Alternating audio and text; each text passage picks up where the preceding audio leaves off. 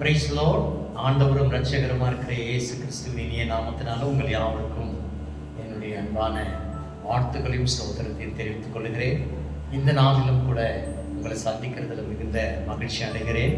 இந்த நாளிலும் கூட ஒரு வேத பகுதியை நான் உங்களுக்கு பிரைஸ் லார்ட் தரும்படியாக விரும்புகிறேன். தேவனாகிய கர்த்தர் அவருடைய வார்த்தையின்படி தேவன் இன்றைக்கு நம்மோடு கூட பேசுவாராக.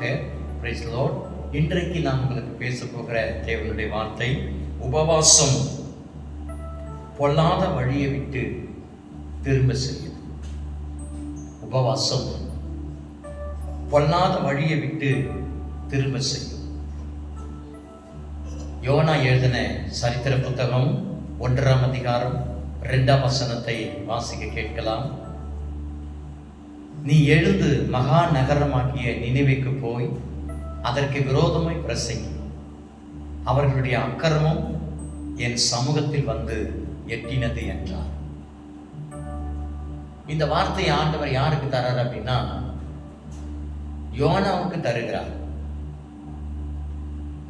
அமித்தாயின் குமாரனாகிய யோனாவுக்கு கர்த்தருடைய வார்த்தை உண்டாகி, யோனாவுக்கு ஆண்டவருடைய வார்த்தை ஆண்டவர் தராரு.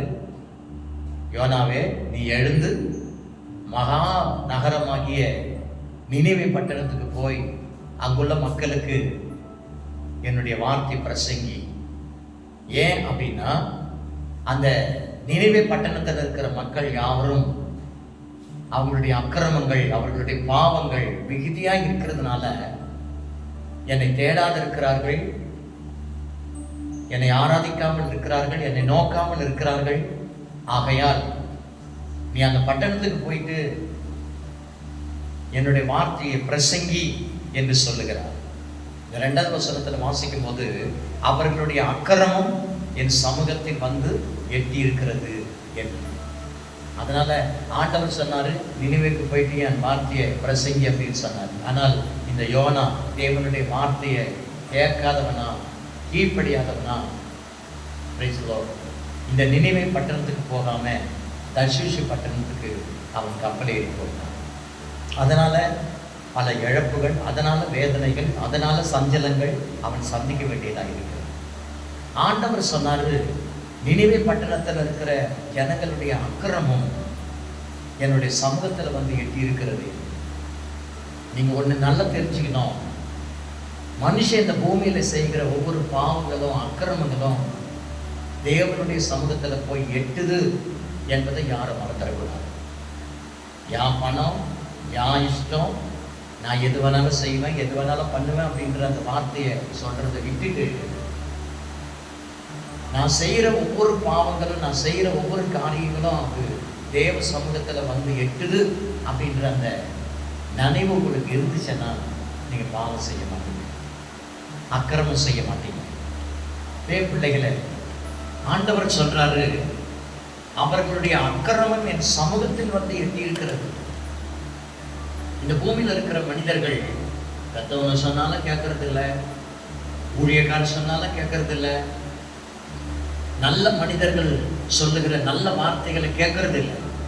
தான் இஷ்டம் போல வாழுகிறது, தான் இஷ்டம் போல நடக்கிறது, தான் இஷ்டம் போல எல்லா பாவ பழக்க வழக்கங்களை அனுபவிக்கிறது. பிற்பாடு என்ன நடக்குது தெரியுமா? வியாதிகள் வந்து மரணங்கள் நேரிடும். அதனால தேவ பிள்ளைகளை, மனுஷன் செய்கிற ஒவ்வொரு பாவங்களும் அக்கிரமங்களும் அவர் சமூகத்தில் போய் எட்டும் என்பதை யாரும் மறந்துவிட்டாங்க. அதனால இந்த யோனா தேவன் சொன்னதை கேட்டு கீழ்ப்படியாம தான் இஷ்டத்துக்கு வாழ்ந்ததுனால பல நஷ்டங்களை சந்திக்க வேண்டியதாக இருந்தது. தேவ பிள்ளைகளே, ஆண்டவன் சொல்றதை விட்டுட்டு சொல்லாததை நீங்க செஞ்சீங்கன்னா உங்க வாழ்க்கையில பல இழப்புகளை சந்திக்க வேண்டியதாக, வேதனைகளை சந்திக்க வேண்டியதாக. அதனால இன்றைக்கு மனம் மாறுங்கள். அதுக்கு பிற்பாடு பல பாடுகள் பட்டு, வேதனைகள் பட்டு, பிரைஸ் லார்ட். யோனா எழுதின சரித்திர புத்தகம் 3ஆம் அதிகாரம் 1ஆம் வசனத்துல வாசிக்கும் போது, வேதனைப்பட்டு, கஷ்டப்பட்டு, போராட்டப்பட்டு, அதுக்கப்புறம் உணர்ந்து இருக்கிற நேரத்துல 2வது கர்த்தருடைய வார்த்தை யோனாவுக்கு உண்டாகி, நீ எழுந்து மகா நகரமாகி நினிவேக்கு போய் நான் உனக்கு கற்பிக்கும் வார்த்தை அதற்கு விரோதமாய் பிரசங்கி என்றார். அப்படியே தேவன் சொன்ன வார்த்தையை 2ஆம் தரம் இந்த யோனா கேட்டு பிற்பாடு நினிவே பட்டணத்துக்கு போகிறான். கர்த்தருடைய வார்த்தையின்படியே நினிவேக்கு போனான். கர்த்தருக்கு ஸ்தோத்திரம். அவன் போயிட்டு அவர் செய்த காரியம் என்னவென்று சொன்னால், நினிவேயில் உள்ள ஜனங்கள் 5வது வசனம், நினிவேயில் உள்ள ஜனங்கள் தேவனை விசுவாசித்து உபவாசம் செய்யும்படி கூறினார்கள். பெரியோர் முதல் சிறியோர் மட்டும் ரெட்டுடுத்தி கொண்டார்கள். இந்த செய்தி நினிவேன் ராஜாவுக்கு எட்டின போது அவன் தன் சிங்காசனத்தை விட்டு எழுந்து தான் உடுத்தியிருந்த உடுப்பை கழட்டி போட்டு ரெட்டை உடுத்தி கொண்டு சாம்பலில் உட்கார்ந்தான். ஹல்லேலூயா. 2ஆவது தரம் கர்த்தருடைய வார்த்தை நினிவேக்கு வந்த பிறகு அவன் போய் நினிவேக்குள்ள தேவனுடைய வார்த்தையை பிரசங்கித்தான். தேவனுடைய நற்செய்தியை சொன்னான். தேவனுடைய நல்ல சத்தியங்களை அவர்களுக்கு காண்பித்தான். இப்ப அந்த பட்டணத்தில் இருக்கிற ராஜா முதற்கொண்டு அரசன் முதற்கொண்டு ஆண்டி வரையிலும் கர்த்தருடைய வார்த்தையை கேட்டு மனம் திரும்பி தங்கள் பொல்லாத வழிகளை விட்டு திரும்பினார்கள். 8வது வசனத்துல வாசிக்கிறேன். மனுஷரும் மிருகங்களும் ரெட்டினால் மூடிக்கொண்டு தேவனை நோக்கி உரத்த சத்தமாய் கூப்பிடுவோம்.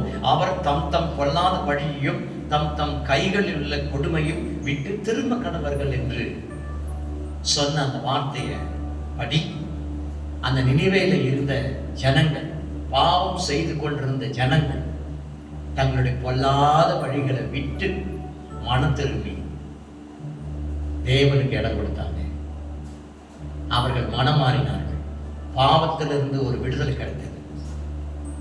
அக்கிரமத்திலிருந்து அவங்களுக்கு ஒரு விடுதலை கொடுத்தது. தேவன் அவர்களுடைய அக்கிரமத்திலிருந்தும் பொல்லாத பாவத்திலிருந்தும் தேவன் அவர்களை விடுதலை ஆக்கினார். நடந்தது என்ன தெரியுமா? 10வது வசனத்துல அவர்கள் தங்கள் பொல்லாத வழியை விட்டு திரும்பி தேவன் அவர்களுடைய கிரியைகளை பார்த்து தாம் அவர்களுக்கு செய்வேன் என்று சொல்லியிருந்த தீங்கை குறித்து மனஸ்தாபப்பட்டு அதை செய்யாதிருந்தார்.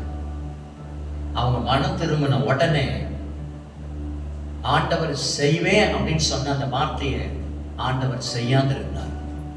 அப்ப எவ்வளவு ஒரு மனமாற்றம் ஒரு மனிதனுக்குள்ள வரும்போது, நான் செய்வேன் அப்படின்னு சொன்ன வார்த்தையை ஆண்டவர் எவ்வளவு இறங்கி வந்து ஒரு ஜீவனை கொடுக்கிறார் பாருங்க. பாவங்களை மன்னிக்கிறார் பாருங்க. நினிவே பட்டணத்தில் இருக்கிற அக்கிரமங்கள் மிகுதி நான் பொல்லாத வழிகளை தேடி ஓடிக்கொண்டிருந்தார்கள். ஆனாலும் தேவனுடைய வார்த்தை அவர்களுக்கு போனதுனால அந்த பொல்லாத வழியை விட்டு அவர்கள் திரும்புவதற்காக உபவாசம் தேவைப்பட்டது. ஆகையால் இன்றைக்கு நான் சொல்லுகிற ஒரு வார்த்தை என்னோடு சொன்னால், உபவாசம் பொல்லாத வழியை விட்டு திரும்ப செய்யும். உபவாசம் பொல்லாத வழியை விட்டு திரும்ப செய்யும். ஒருவேளை உன் புருஷன், ஒருவேளை உன் மனைவி, ஒருவேளை உன் பிள்ளைங்க, ஒருவேளை உன் கூட பிறந்தவங்க, ஒருவேளை உன் கூட பழகிற நண்பர்கள் பொல்லாத வழியை விட்டு திரும்ப வேண்டும், பாவ வழியை விட்டு திரும்ப வேண்டும், நல்ல வழியில நடக்க வேண்டும் என்று சொல்லி நீங்க விரும்பினால் அவர்களுக்காக ஒரு உபவாசம் எடுத்து ஜெபம் பண்ணுங்க. அவர்களுடைய பொல்லாத வழியை விட்டு திரும்பி நல்வழிப்படுவார்கள். God bless you. அதனால உங்களுக்கு நன்மை உண்டாகும், ஆசீர்வாதம் கிடைக்கும். ஜெபிக்கலாமா? அன்பின் பரலோக பிதாவே, நன்றியோடு துதிக்கிறோம், ஸ்தோத்திரிக்கிறோம். ஆண்டவரே, இந்த ஆசீர்வதிக்கப்பட்ட இந்த நாளிலும் கூட உபவாசம் பொல்லாத வழியை விட்டு திரும்ப செய்யும் என்ற வார்த்தையை இன்றைக்கு நாங்கள் கேட்க உதவி செய்தீங்க. நன்றி. உபவாசம் பொல்லாத வழியை விட்டு ஆண்டவரை திரும்ப செய்யட்டும். ஆண்டவரே, யாரெல்லாம் பொல்லாத வழியில் இருக்கிறாங்களோ, யாரெல்லாம் பாவ வழியில் இருக்கிறாங்களோ, ஆண்டவரே அவர்கள் எல்லாரும் நல்வழிப்பட உபவாசம் அவசியமா இருக்கிறது. தேவனுக்கே கர்த்தர் அப்படியே செய்யுங்க. ஆசீர்வதி இயேசுவின் நாமத்தில் பிதாவே. ஆமென். ஆமென். God bless you. God bless you.